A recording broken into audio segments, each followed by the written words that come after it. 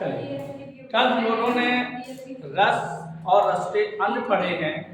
आज हम लोग पढ़ेंगे रस के प्रकार।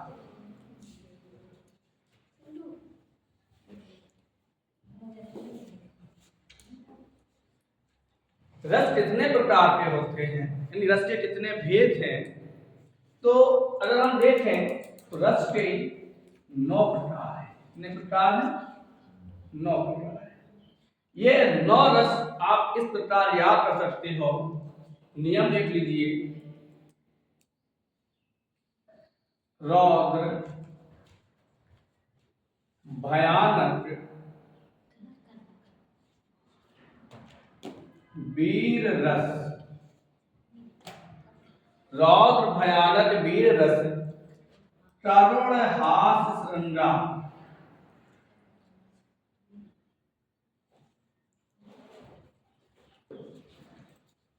रौद्र, भयानक, वीर रस, करुण, हास, श्रृंगार, अद्भुत,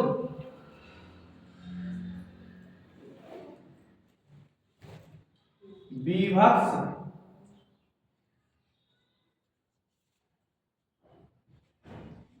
शांत रस,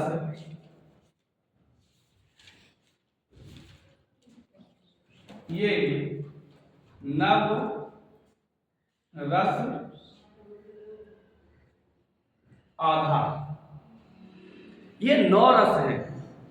आप देख लीजिए। रौद्र, भयानक, वीर रस, करुण, हास, श्रृंगार, अद्भुत, बीभत्स, शांत रस, ये नव रस आधार। याद करने की जरूरत नहीं पड़ेगी आपको। अगर इसको देखा जाए कि 9वां रस कौन सा है, आप इसको गिनिए।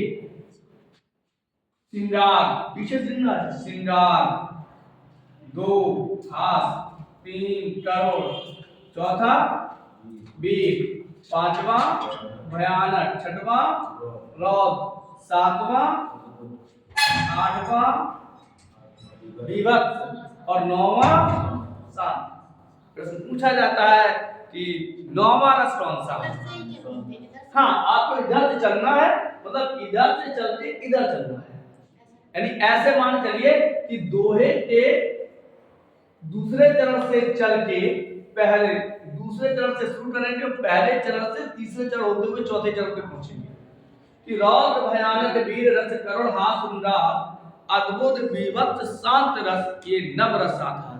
पहला रस है श्रृंगार, दूसरा है हास, तीसरा है करुण, चौथा है वीर, 5वां है भयानक, 6वां है रौद्र, 7वां है अद्भुत, 8वां है बीभत्स और 9वां है शांत।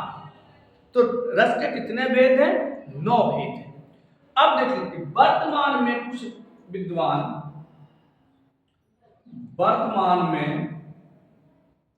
रसों की संख्या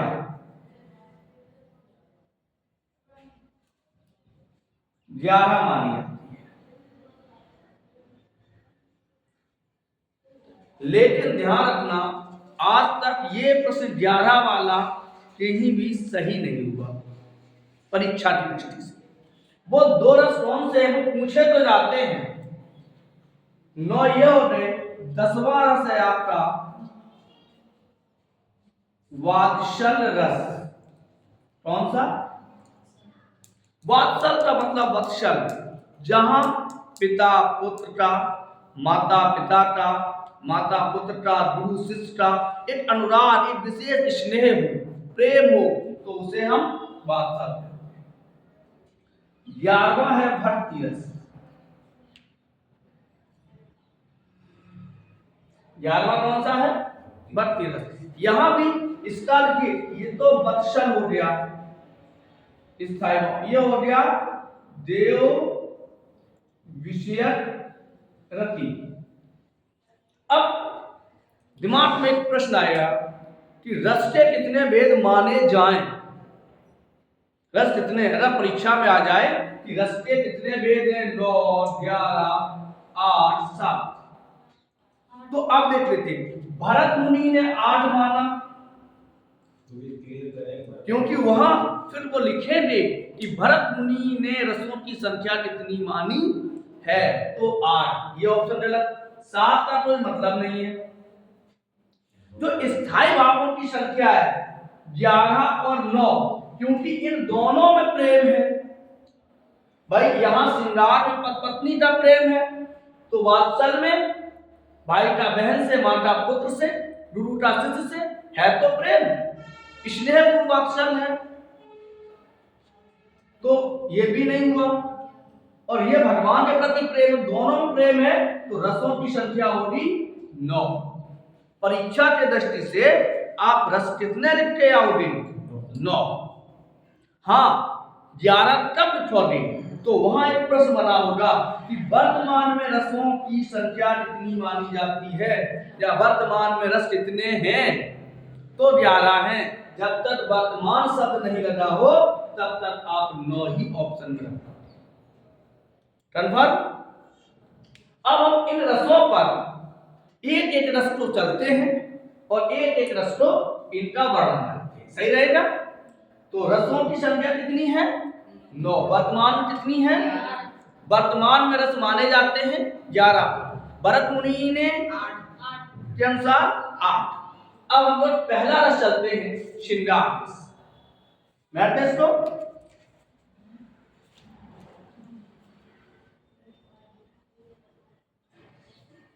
चलो, पहला हेडिंग है हमारा, जो पहला रस है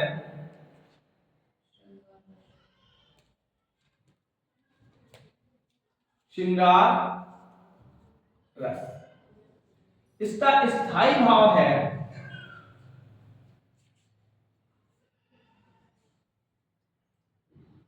रति। क्या है? रति कौन थी? तो कामदेव की पत्नी का नाम था रति, और रति का शाब्दिक अर्थ होता है प्रेम। रति का शाब्दिक अर्थ क्या होता है? प्रेम। परिभाषा बाद में पढ़ेंगे, चलो पहले परिभाषा पढ़ लेते हैं। जहां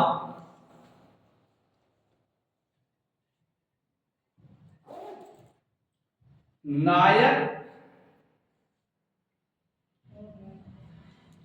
और नायिका के प्रेम का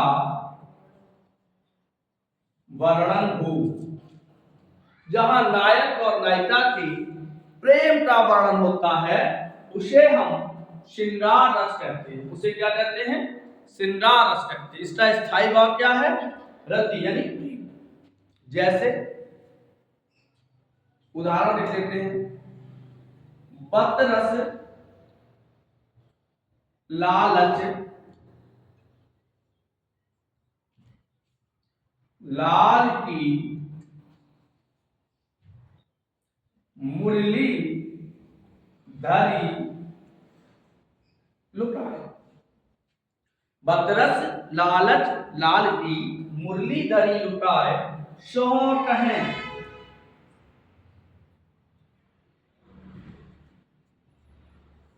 भवन हसें, देन कहें नट जाए। नायक और नायिका के राधा और कृष्ण के प्रेम का वर्णन है। बातों के लालच के लिए गोपियों ने कृष्ण की मुरली को चुरा दिया। अब यहां देखिए कि नायक और नायिका इन बातों के लालच के लिए कृष्ण की मुरली को गोपियों ने चुरा लिया। जब उन्होंने मांगी, सर जी एक मिनट, आपने शो कहे मोहन हसे, सो कहे भवन हसे, देन कहे नट जाए। अब थोड़ा आगे बढ़ते हैं। ये उदाहरण था। अब फिर वहीं आते हैं जहां थे कि श्रृंगार में आलम्बन कौन कौन से हो सकते हैं। तो आलम्बन विभाव, श्रृंगार का आलम्बन विभाव है। तो मैं पूरी हेडिंग डाल देता हूं, आलम्बन विभाव। आलम्बन कौन कौन हो सकता है बताओ?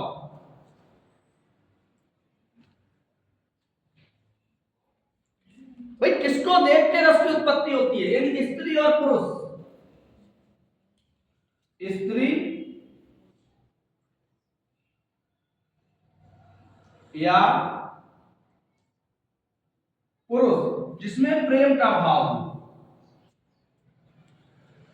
जिसमें प्रेम का भाव अर्थात नायक या नायिका, बस यही डालते हैं।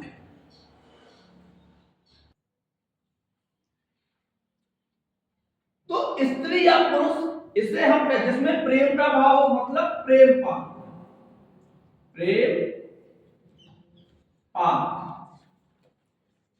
चाहे वो नायक हो या नायिका हो, जिसमें प्रेम का भाव उत्पन्न, यानी जिसको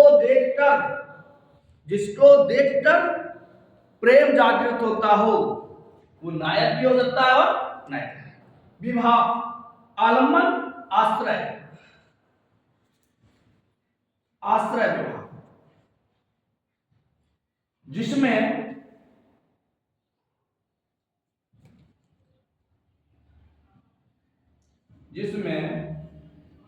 प्रेम उत्पन्न हो। यहां क्या, यहां आप देख सकते हो आलम्बन में जिसके प्रति प्रेम हो, और यहां क्या है, जिसमें प्रेम उत्पन्न हो, जिसमें प्रेम उत्पन्न हो, उसे हम क्या कहेंगे, श्रृंगार कहते हैं। अब आलम्बन हो गया, आश्रय हो गया, उद्दीपन,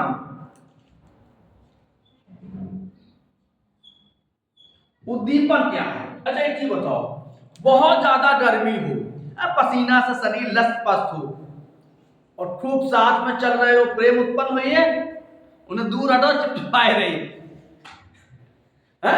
तो जिस उद्दीपन क्या है, ऐसी अवस्थाएं, ध्यान सुनना, ऐसी अवस्थाएं, ऐसे कारण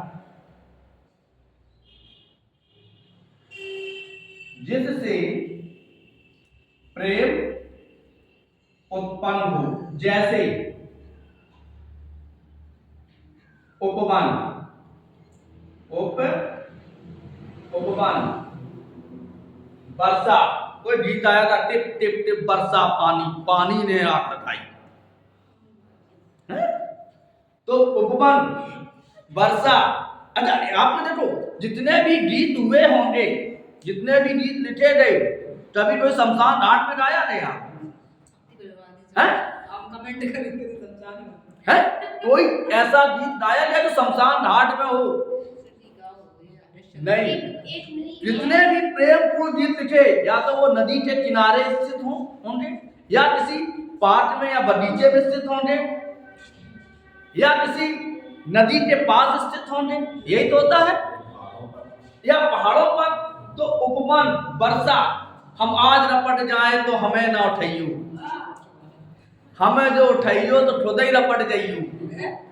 अरे हाँ, गीत है ना। तो क्या है, हम आज रपट जाए, तो ये भी कहाँ है, ये भी कहाँ स्थित है, किसी वर्षा की बूंद। ये भी लिखा, जैसे उपवन, वर्षा, फूलों का खिलना,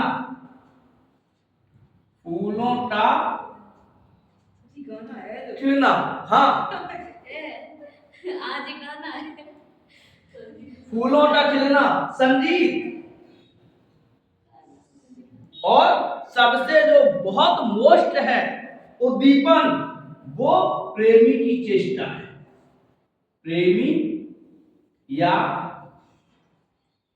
प्रेमिका की चेष्टा है। क्या होता है, ये उद्दीपन होता है। क्या होगा, उद्दीपन होगा। यानी कि आलम्बन क्या है, जिसको देखकर रस की उत्पत्ति होती है, यानी स्त्री या पुरुष जिसमें प्रेम का भाव उत्पन्न होता है, वो आलम्बन होता है। वो नायक या नायिका भी हो सकती है। आश्रय क्या है, जिसमें प्रेम उत्पन्न हो, किसी को देखकर आप प्रसन्न हो गए, हैं, पीछे पीछे चलने लगे, अमय हलाहल मत भरे स्वेत श्याम रत्ना। तो फिर उद्दीपन, यानी ऐसे कारण जिससे प्रेम उत्पन्न हो, वो क्या हो सकते हैं, कोई बगीचा हो सकता है, उपवन, वर्षा, मोटरसाइकिल पे जा रहे, पीछे बैठे बर्तन लो पानी है, हमने डी भी बताए दो। एक फूलों का खिलना, फूलों का खिलना, ये भी नायक और नायिका के हृदय में प्रेम उत्पन्न करता है। कोई बहुत पार्श्व संगीत बज रहा हो धीरे धीरे अच्छा सा, प्रेमी या प्रेमिका की, नायक या नायिका की चेष्टाएं। चेष्टा क्या होता? मुंह गिरवाना है, फूल तोड़ते मारना है, पानी में चल रहे हैं पैर से पानी ऐसे करना है, ये क्या है? ये उद्दीपन है, यानी जो प्रेम को और अधिक जागृत करता है। धैर्य दुवत अतरत बाढ़ी, पदवान गाय दू रहे हैं। धैर्य दुवत अतरत बाढ़ी, एक धार दुहावन पहुंचावत। एक धार कहां जा रही है? पात्र में, और एक धार जहां ठाड़ी प्यारी। में देखो कोई नहीं है, सही है? तो वो उसकी चेष्टा ये प्रेम उत्पन्न करती है। इसके बाद आता है, मैं इसको मैं देता हूं थोड़ा और अनुभाव और पढ़ना है। अनुभाव, अच्छा अनुभाव क्या होता है?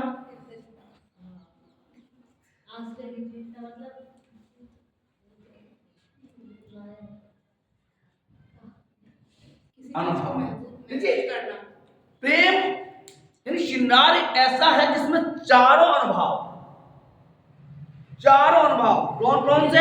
सात्विक, आहार, मानसिक और कायिक। सात्विक, मानसिक, आहार और कायिक, चारों अनुभव होते हैं। देखो अनुभव की कायिक अनुभव, एक टक लगा के देख सकती रहती, पेड़ में पीछे मुड़ते देख रही, ये क्या है? ये कायिक अनुभव है। मुंह गिरवाना, कटाक्ष करना है? आपने देखा, अनुभव किया होगा, उन्हें कोई जा रहे हैं, उन्होंने नेत्रों से कुछ इशारा किया। उदाहरण, कहत नटत रीजत खिजत मिलत खिलत लजिया। कहत नायक नेत्रों से कुछ कहता है, इशारा करता है। कहत नटत, नायिका नेत्रों से ही मना करती है। कहत नटत रीजत, रीजत माने होता है प्रसन्न होना, दोनों प्रसन्न होते हैं। खिजत, फिर नायिका को गुस्सा आती, आंखें ततेरती है। कहत नटत रीजत खिजत मिलत, फिर दोनों के नेत्र मिलते हैं। खिलत, दोनों प्रसन्न होते हैं। लज्जा, नायिका लज्जा से उसके नेत्र जुट जाते हैं। बारे भवन में करत नैनन निसो। तो ये क्या है? अनुभव। इसमें चारों अनुभव होते हैं। एक तक देखना है,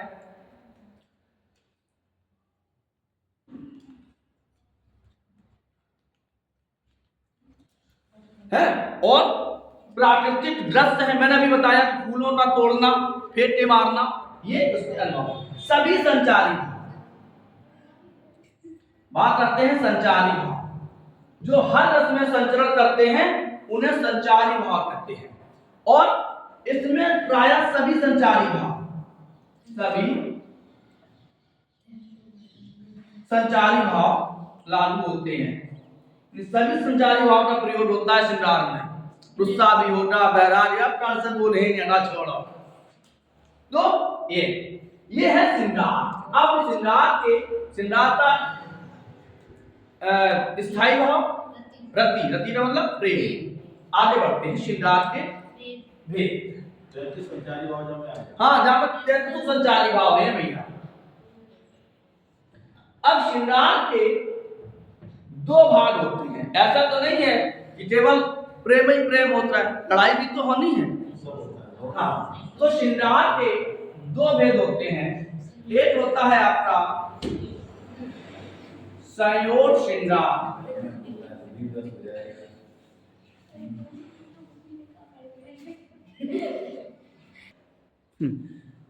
तो संयोग श्रृंगार, और दूसरा होता है मेरा वियोग श्रृंगार। वियोग श्रृंगार। तो श्रृंगार के कितने भेद हैं? दो भेद हैं। पहला है संयोग श्रृंगार और दूसरा है वियोग श्रृंगार। देख लीजिए, शमधन योग, समधन योग। समधन योग का मतलब होता है जोड़, मिलना, सब माने बराबर, जहां दोनों लोग बराबर मिले, यानी जहां नायक और नायिका के परस्पर आपसी प्रेम मिलन का वर्णन हो, वार्तालाप का वर्णन हो। जहां दोनों लोग हों। अब ऐसा तो नहीं है जरा एक डरो मन पे पाकिस्तान, एक डरो हिंदुस्तान, वो नहीं। फिर वो गीत याद आए ना, झलक दिखला जा, है वो नहीं। तो संयोग जहां नायक और नायिका के मिलन का वर्णन होता है उसे हम संयोग कहते हैं। उसे क्या कहते हैं? संयोग। इसका मतलब यहां नायक और नायिका दोनों एक साथ रहते हैं, उसे हम संयोग। वियोग, वियोग शब्द है, वि माने होता है अलग होना, योग, वियोग जहां नायक अथवा नायिका में कोई एक अलग होके जो चेष्टा करता है या करती है, चाहे वो नायक हो या नायिका हो, जहां नायक और नायिका में किसी एक के चले जाने पर नायक अथवा नायिका जो चेष्टा करता है या करती है उसे वियोग कहते हैं। हाँ, एक पिक्चर आई थी दिल पिक्चर, उसमें गीत आया था, मेरी नींद मेरा चैन मुझे लौटा दो, आई थी वो, मेरी नींद मेरा चैन मुझे लौटा दो। कितनी, अब ये अगर तुलसीदास कह देते तो जो उदाहरण बन जाती, अब गाना है तो वो उदाहरण नहीं है, सही है।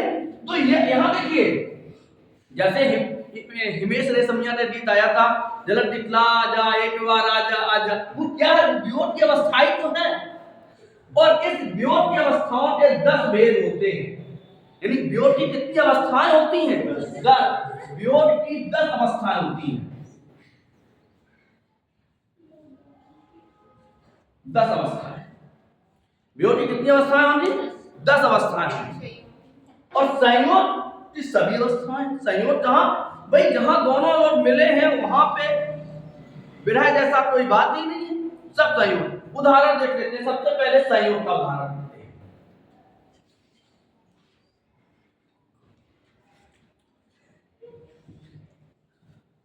संयोग रस का उदाहरण या संयोग रस के उदाहरण एक से अधिक होंगे। अच्छा एक चीज बताओ,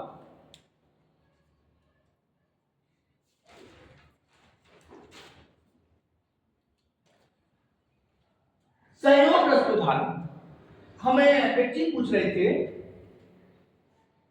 अब दिमाग से पढ़ गए, चलो। जहां नायक और, हाँ परिभाषा तो समझ में आ गई कि जहां संयोग, पहले तो श्रृंगार की परिभाषा देख लीजिए, जहां नायक और नायिका का वर्णन हो, प्रेम का वर्णन हो, तो उसे हम संयोग कहेंगे, श्रृंगार कहेंगे। फिर संयोग जहां नायक और नायिका के प्रेम मिलन का वर्णन हो उसे हम संयोग श्रृंगार कहेंगे। जहां नायक और नायिका के किसी एक के चले जाने पर नायक और नायिका जो चेष्टाएं करता है या करती है उसे वियोग कहते हैं। अच्छा से ला दिया तूने मेरे प्यार का, यार नहीं लूट लिया घर यार का। ये क्या, ये वियोग की अवस्थाएं हैं। अताउल्लाह दजलन देख लीजिए। अब संयोग में देखो, वो कहते हैं, क्या नाम है उनका, पंकज उदास के गीत है, 2-3 गीत, श्रृंगार तेरा यौवन, यौवन ही तेरा रहना, ना तजरे की धार ना मोतियों का हार, है ये गीत है। तो वो क्या है? वो संयोग है। वो क्या है? चांदी जैसा रंग है तेरा, सोने जैसे बाल, एक तू ही धनवान है रोरी, बाकी सब कंगाल। क्या है ये? संयोग के उदाहरण। अब देखते हैं बतरस। एक चीज ध्यान रखना, ये उदाहरण बहुत अच्छे हैं। यदि आप रीत काल के उदाहरण पढ़ेंगे और खास तौर से बिहारी के, गणानंद के, इनके पढ़ेंगे तो फिर हंसी, तो आप लज्जा से और उठते हैं। तो यहां देख लेते हैं, बतरस लालच लाल की, बतरस लालच लाल की,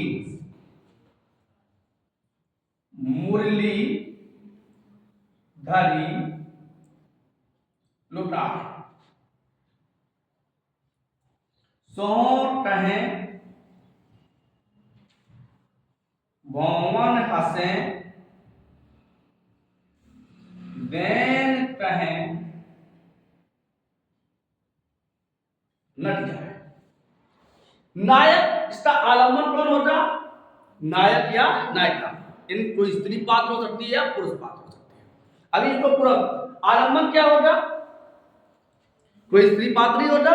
तो देखिए, बदरस लालच लाल की मुरली दरिया, लाल की का मतलब होता है कृष्ण। कौन? बातों का लालच गोपियों को किससे करना है? कृष्ण। तो भगवान श्री कृष्ण हो गए यहाँ पे आलम्बन। कौन हो गए? आलम्बन। बातें करना किससे है? गोपियों को। तो गोपियां हो गई आश्रय। दो चीजें मिल गई। अब बदरस लालच लाल की मुरली धरी लुटाए, बातों के लालच के लिए गोपियों ने कृष्ण की मुरली को चुरा लिया।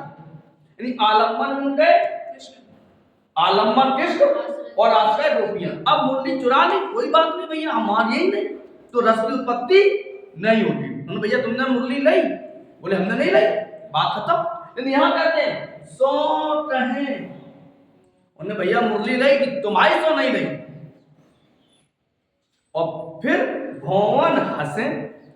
अब वो हंस भी देती है। जब कोई चाबी किसी की खो जाए, किसी का पेन खो जाए, उन्हें कहा तुमने लो, बोले ना, और हंसन लगा या तुमने लो, हंस रही तुम। तो सोहो कहें, कसम भी खाती हैं, भवन से हंसती भी हैं। तो कहते नहीं आप नहीं लिया, बोले नहीं नहीं ली। बेचारे चल देते हैं, बुलाते हैं, देन कहें अच्छा आओ ले जाओ। बेचारे लौट के आते हैं। तो ये क्या है? सौगंध का खाना, नेत्रों में हंसना, फिर देना, और फिर देन नट जाए, मना कर देती हैं कि हम तो ऐसी कह रहे हैं कि हमने नहीं ली। तो ये है, ये जो ये चीजें हैं, ये तीन, ये उद्दीपन। क्या है? उद्दीपन। और इनमें जो कटाक्ष है, जो वहां का वातावरण होगा उनके मुरली का, वो क्या होगा? वो सभी अनुभव होंगे और संचारी भावों की संख्या सभी होगी। आगे देखते हैं, दूसरा उदाहरण देखते हैं।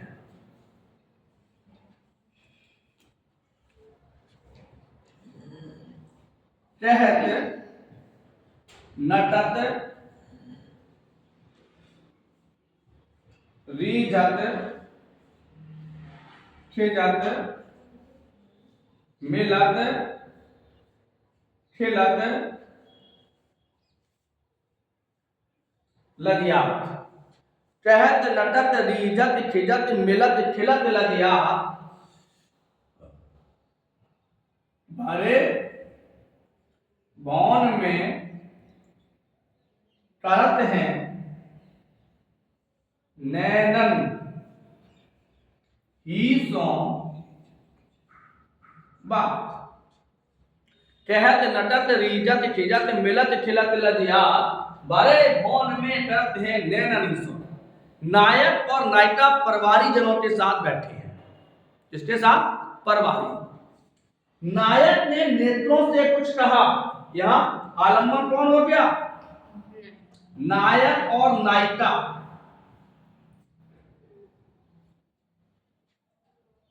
नटक, नायिका मना करती है। आलम्बन और आश्रय दोनों एक साथ हैं। नायक और नायिका दोनों हैं, क्योंकि दोनों बराबर के हिस्सेदार हैं।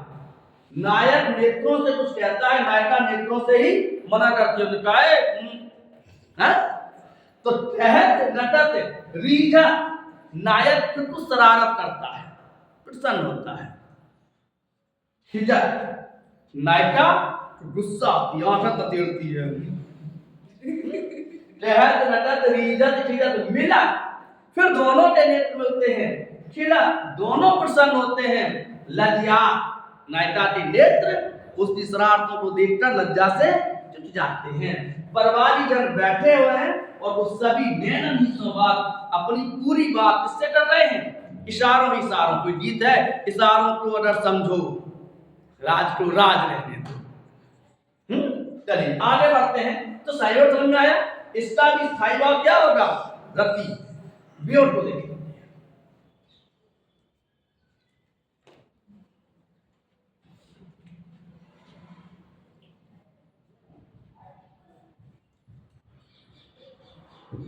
वियोग श्रृंगार रस।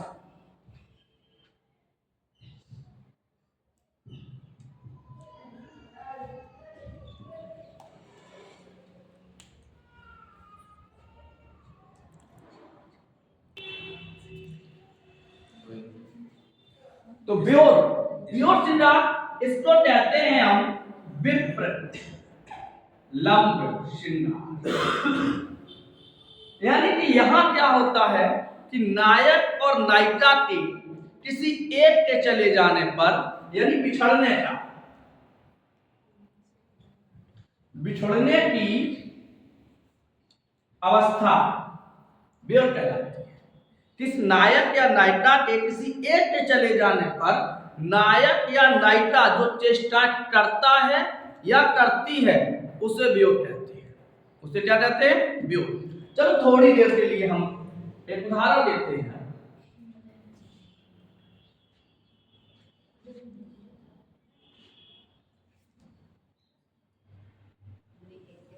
हे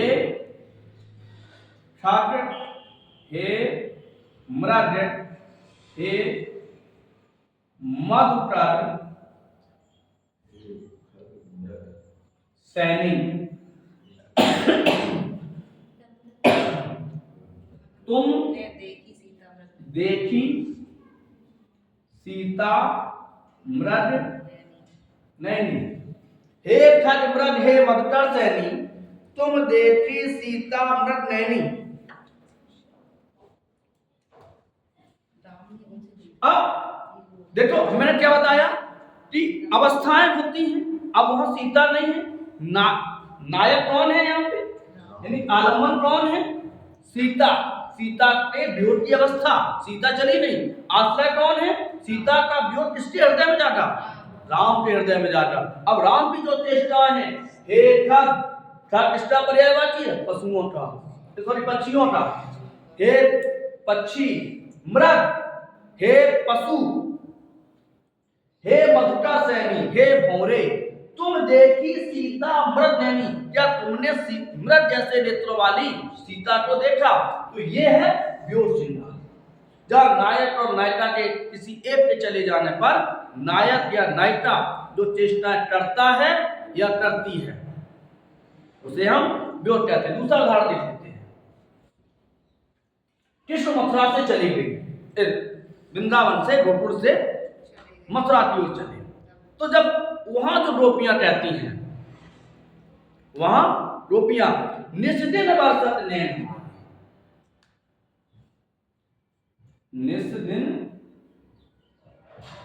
बरसत नैन हमारी, सदा रहत वर्षा ऋतु हम पे, जब ते श्याम सिधारे। या दूसरा कहत कत परदेसी की बात, मंदिर अरब अवध वधि हम सो, हरि आहार चली जा। कौन सा है? वियोग श्रृंगार है। कौन सा है? वियोग। बड़ी उदास हो गई, वियोग में चली गई। अरे ये तो पूरा पद है। निस्दिन बरसत नैन हमारे, सदा रहत वर्षा ऋतु हम पे, जब ते श्याम सिधारे। या ऊधो मन भय न 10-20, एक तो सो रयो श्याम संतो एराधे ईस। कौन सा है? वियोग। कौन सा है? वियोग श्रृंगार। तो जब अब वियोग की अवस्थाएं कितनी होती हैं? तो वियोग की अवस्थाएं 10 होती हैं। कितनी अवस्थाएं होती हैं वियोग की? इसको सुन लेते हैं और फिर कल दूसरे रस पे चलेंगे। वियोग की अवस्था कितनी है? 10। अभिलाषा चिंता गुण कथन, अभिलाषा चिंता गुण कथन, स्मृति